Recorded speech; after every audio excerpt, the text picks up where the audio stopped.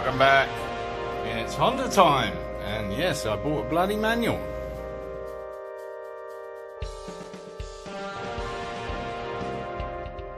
Heinz, of course. No, Haynes.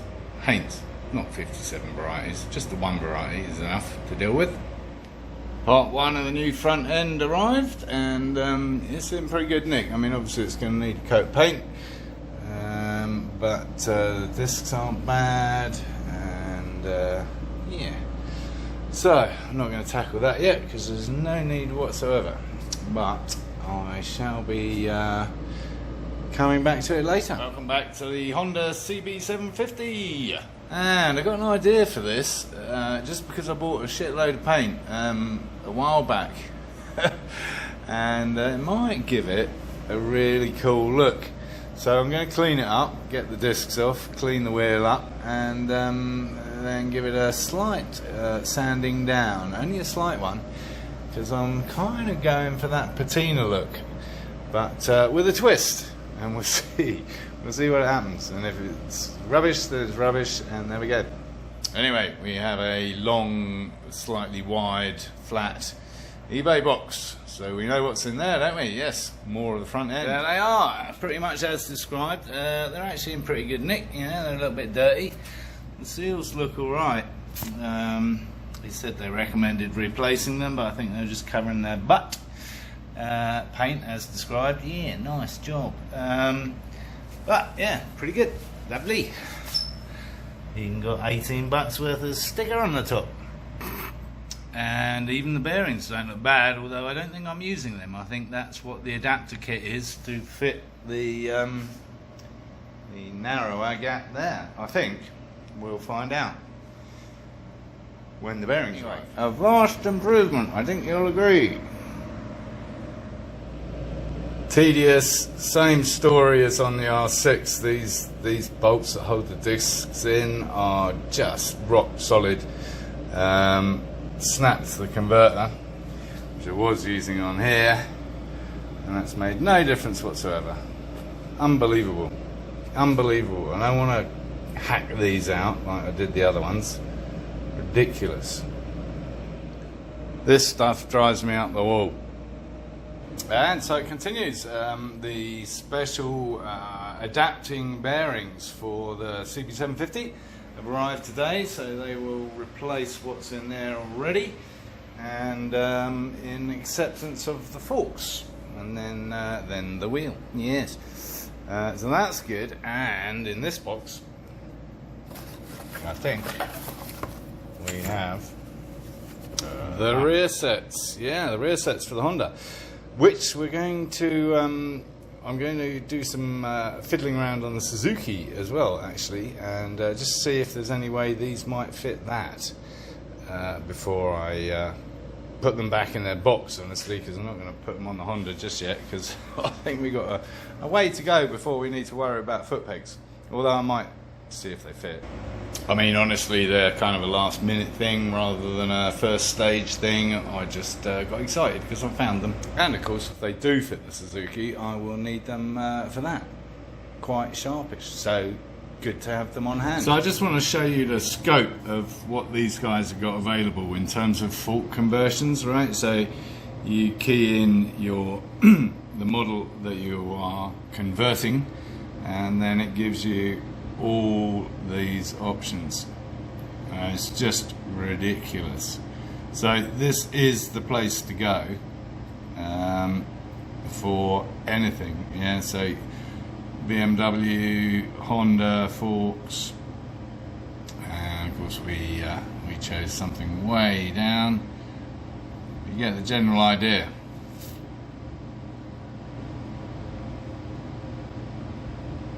Millions. Yeah, simply stunning range, and I'm sure the a set of bearings does the job for several models, but just fantastic. So if you ever need fault conversion bearings, I recommend All Balls Racing.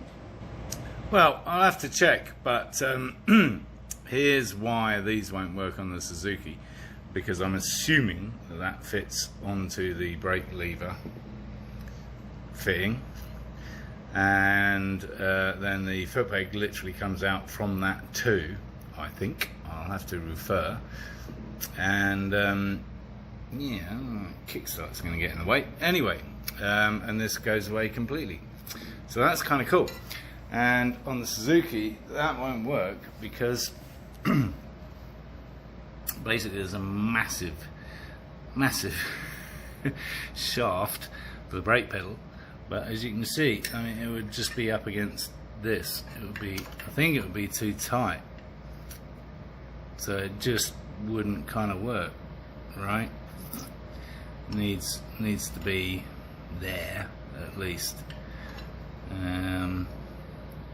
So I think that's why this particular model would not work. Whether they have anything that does, I don't know. Well, it's a little bit difficult to tell from their illustrations, actually. So yeah, it'll be an interesting exercise to fit them, I guess. Doesn't look that straightforward, does it?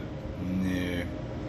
Looks like there's some extra bits required. Yeah, I think that picture says it all. I think there's a lot of extra bits and modifications that I'm going to need to make to the Honda, let alone the Suzuki. So perhaps I could use them for the Suzuki. I need to have a look at that, I guess. Good old eBay. Yes, this part fits your Honda. No, maybe not. Well, with a lot of finagling, but that's what we're here for, right? I didn't get where I am today without a little bit of finagling. Excitement over on the foot pegs.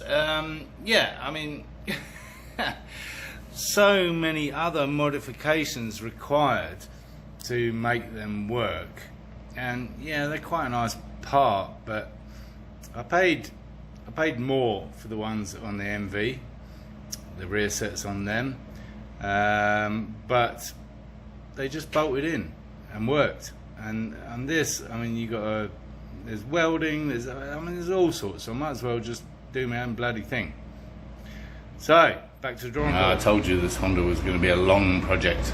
Therein lies the eternal question, or the other question. Yes, what to do next?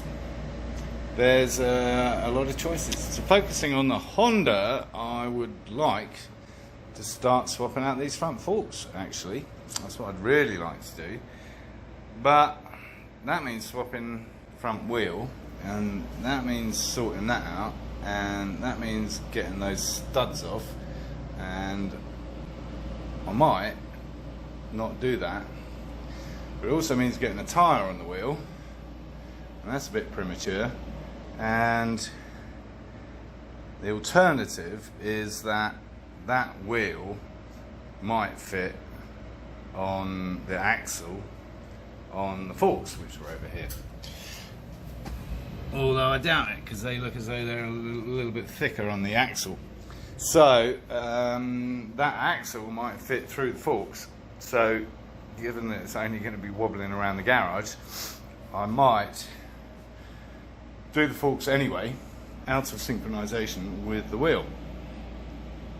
And that I am going to try and paint without removing the discs first, so you can all have a good laugh at that when that happens. Yes, it's another nut and bolt restoration. It's driving me nuts and I'm about to bolt. So let me explain my crazy idea with this. Here's the thing, I kind of like the patina, right? The battle scars, the slightly worn through. So I've actually cleaned up the rim on this side only, and I haven't cut past the rim, and I haven't done the spokes themselves.